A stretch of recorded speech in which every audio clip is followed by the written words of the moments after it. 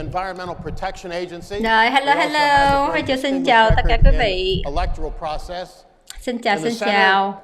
Hiện bây giờ là cái Part 7 Pandora và là bảo vệ bầu cử phần 7.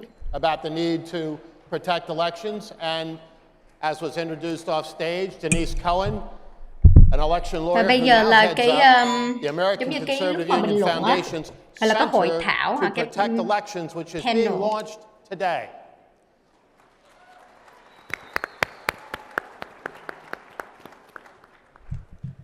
So Andrew Wheeler, I want to let you lead off by perhaps telling us an anecdote or two about your experience with the electoral process and where you see us going and how the principles of free and fair elections work into all. Để xem coi bây giờ là First of all, as a private member hay là of President public Trump's đây. cabinet, I was not involved in the 2020 election, either before or after election day, so I don't have information that the Trump attorneys had.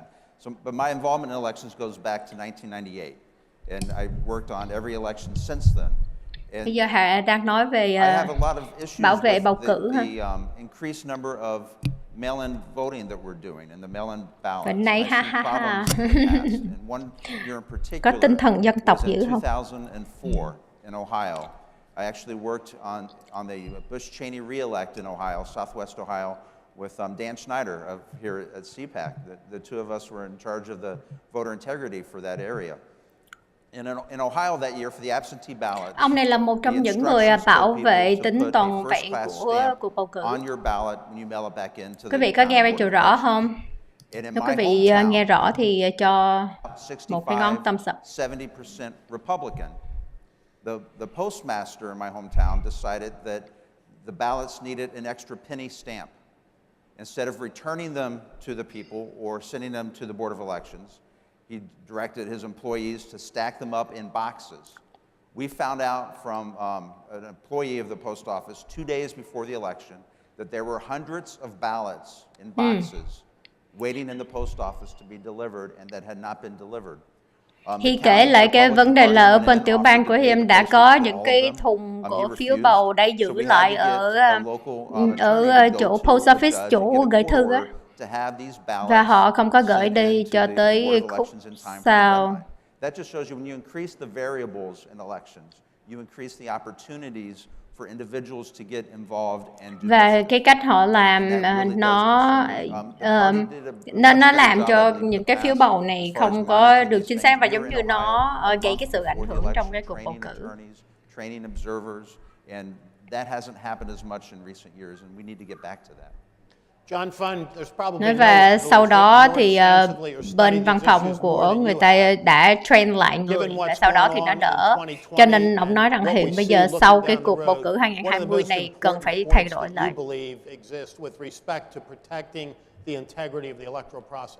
Charlie, we have to recognize that this issue has changed. Chúng ta cần phải nhìn rằng cái vấn đề này, vấn đề bầu cử đang xảy ra và mọi thứ nó đang thay đổi. The former Secretary of State, and they agreed by a vote of 18-3, bipartisan, for example, that voter ID should be the standard for the country. They agreed on other things. Đáng lẽ là check ID là đáng lẽ phải làm khắp nơi trên nước Mỹ này phải đều ra. Theo cái hiến pháp là phải check ID. Cái đó là cái điều của quá khứ và hiện bây giờ thì bên cánh trái họ lại thay đổi cái luật bầu cử. Những cái điều đó cho thấy rằng mọi thứ nước Mỹ này nó đang thay đổi.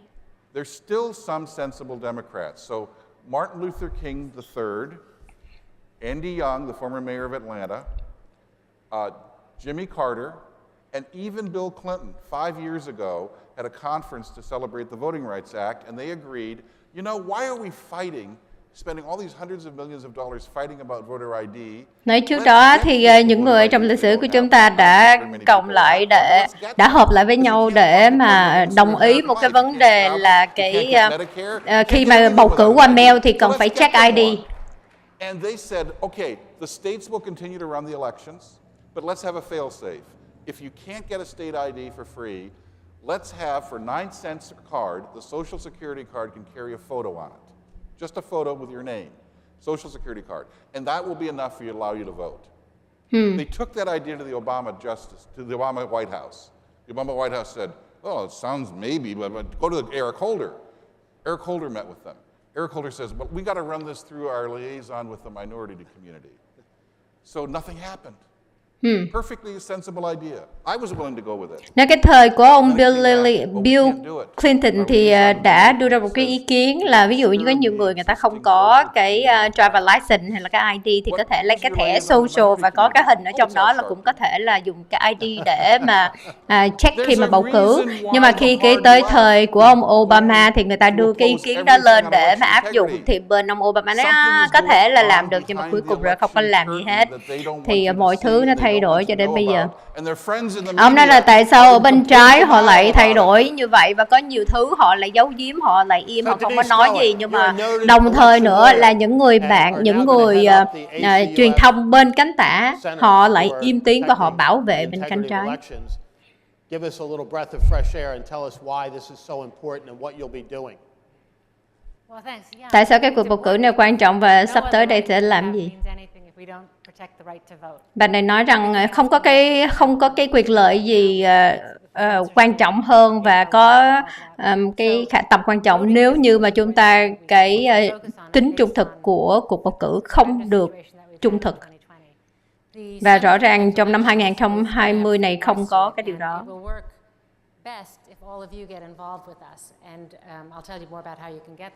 Trong cái cuộc bầu cử sắp tới thì chúng ta cần phải nhìn rõ 2020 đã bị cái gì và cái gì nó đã sai ở trong đó và chúng ta cần phải sửa lại. Bên trái họ đã làm cái gì đúng và bên phải đã làm cái gì sai. Chúng ta cần phải nhìn về cái cách họ áp dụng. Và chúng ta sẽ tiến về phía trước và chúng ta sẽ nói chuyện với những người lập pháp để có thể chỉnh sửa lại luật.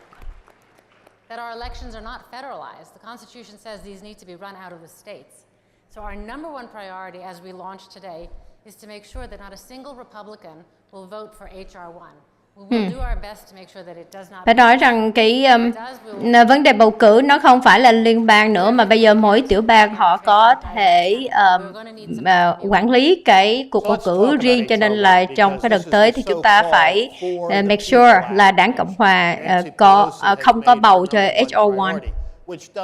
Precisely the opposite of what each of you have talked about with respect to the integrity of elections. It federalizes elections. It overturns the current reapportionment process, puts it in the hands of some circuit court judges down in the District of Columbia. It upturns a number of state laws and has a really negative impact across the board on the integrity of elections. Can it be stopped? Will all of you help out with a massive grassroots opposition to HR1, letting your senators know, letting your representatives know? Tất cả các bạn ở đây có thể đóng góp một bàn tay không ạ? Các bạn hãy nói với những người lập pháp ở tiểu bang các bạn là không có bầu cho cái HR1 và những gì chúng ta cần làm để ngăn cái HR1 này. Quý vị nào biết về cái luật của HR1 thì quý vị hãy để lại bình luận nha. Tại vì hiện trong lúc này thì bây giờ không có rõ là HR1 mà họ đang nói. We had the Help America Vote Act in 2001. That was bipartisan. Senator Chris Dodd said, in America, we can make it easy to vote and hard to cheat. We can do both. HR1 is all about destroying all of the protections we have. And by the way, expanding. Đến năm 2001 thì chúng ta đã có cái luật bầu cử và được lưỡng đảng thông qua và nó dễ cho mọi người bầu và khó cho mọi người cheating, khó cho mọi người ăn gian. Nhưng mà cái luật của HR1 này ra và họ đã tàn phá hết những cái luật mà hồi xưa đã có của 2001. And Denise, you talked about federalizing election law. That's exactly what HR1 does, even to the point of stripping states of their power to clean up voting rolls. Cái luật của HR1 họ biến thành cái bầu cử là thành cái trung tâm ở trên, giao quyền xuống và họ lấy đi cái quyền của những người lập pháp từ tiểu bang để mà lo cái cuộc bầu cử và họ đã đổi luật. It'll be matched 6-1, $1,200.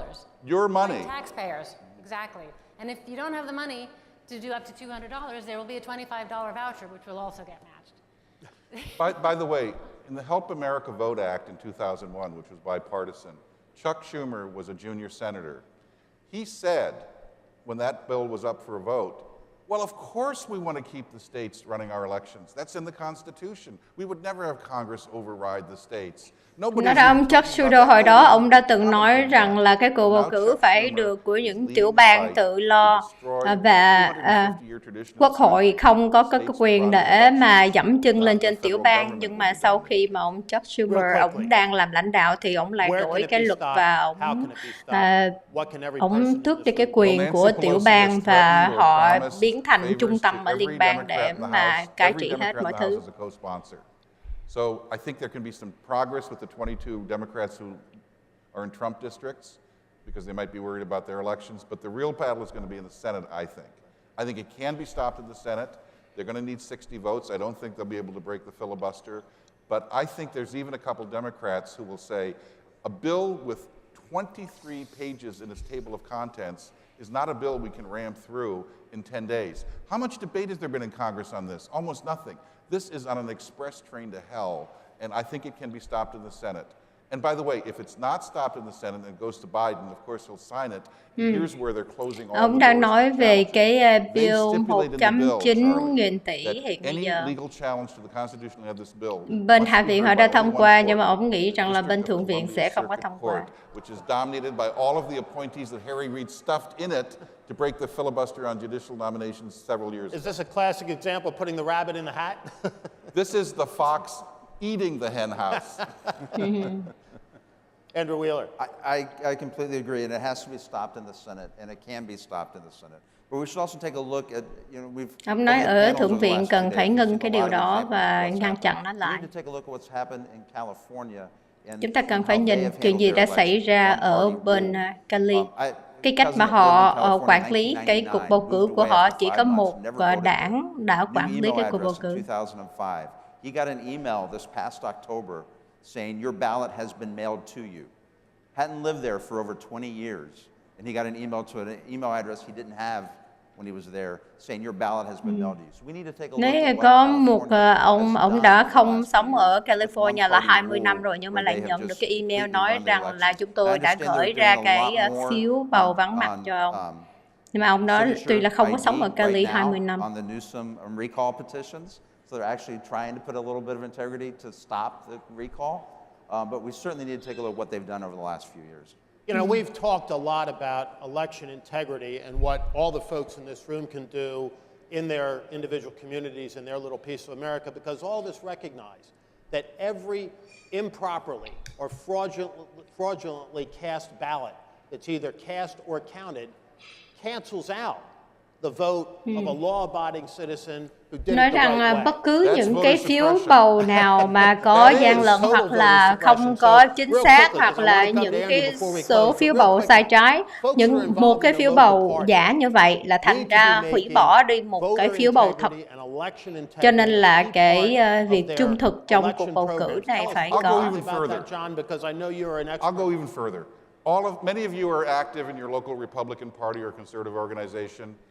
Going forward, if your state, local, or even national Trong tương party lai, khi mà các bạn doesn't have ở as part tiểu of its bang core của quý mission vị election integrity and a plan to hire the lawyers before the votes are cast, khi mà rather than cái after the luật votes are ở cast, tiểu bang của have a quý legal vị, strategy, khi mà precinct những workers, cái people trained in luật this, liên quan đến who aren't cuộc gonna get bầu into cử, trouble, nhưng mà nếu mà nó because they don't không know the có rules. If you don't have that as your công core bằng mission, và nó you không might as có well trung thực, have a thì political ngay từ party. đầu mình nên And có it's that luật sư important. để chúng The ta RNC can thiệp says it's gonna do a good job. trước They khi have cuộc to bầu make cử, sure thay they vì do là a sau good cuộc bầu job. cử, thì như vậy And, nó sẽ đỡ hơn những your cái vấn group, đề Denise, is going to be xảy very ra. important because I believe not only for the good efforts you're doing, but you're going to be a clearinghouse in which people can find out what's happening where and who's doing what and what best practices are. Và ngay từ đầu mọi thứ cần phải được công khai, là ai sẽ làm nhiệm vụ gì và cái luật của cuộc bầu cử nó như thế nào, và mọi thứ phải rõ ràng ngay từ đầu. Còn nếu mà cảm thấy không có đúng thì phải có luật sư. Và đồng thời khi mà cuộc bầu cử xong là phải xong trong cái ngày bầu cử đó, chứ không phải là mỗi tuần hay một tháng sau đó thì mới xong. And if you were to have Election Day as a holiday, it would decrease the necessity of having mail-in voting, would it not? Absolutely.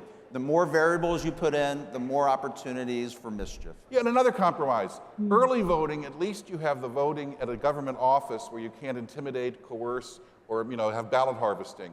Let's have more early voting so people have more access to the polls, but not send out mail-in ballots like some states did because of COVID to everyone Nếu mà who's có on the cuộc list, bầu like cử Nevada and sớm, New Jersey did. ví That's dụ ridiculous. như That is cho a bỏ definite phiếu bầu disaster. cử, nhưng mà chúng ta Denise, không you thể may get nào the mà last gửi word. ra những cái phiếu bầu Save the về best for nhà last. giống như là gửi tràn lan ra hết, giống như một It's số really tiểu bang đã important xảy that ra như vậy. everybody Thì trong đợt tới understands chúng ta how không thể nào để cho cái chuyện đó our xảy ra. individual efforts actually, make a big difference.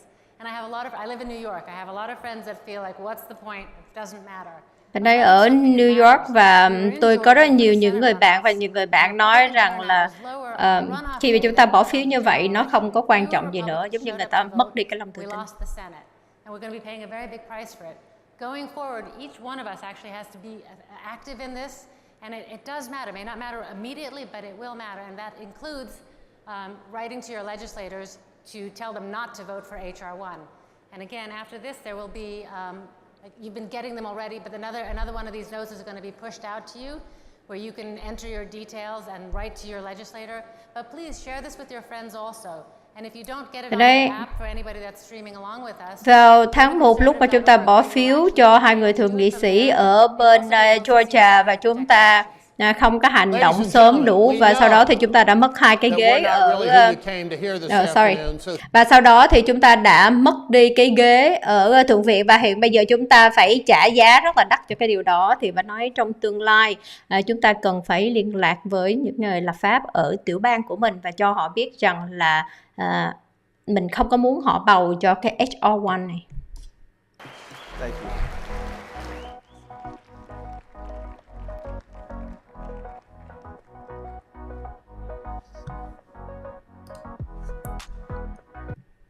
Sorry, mỗi lần có nhạc lên á là Rachel phải tạm ngưng, tại vì nếu mà có nhạc lên á mà Rachel để thì bên YouTube sẽ nói Rachel không có quyền sử dụng cái bản nhạc á, cho nên là tạm thời Rachel sẽ ngưng ha.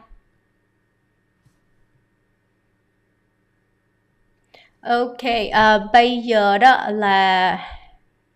giờ là đang break time và 1 giờ 55 thì sẽ trở lại.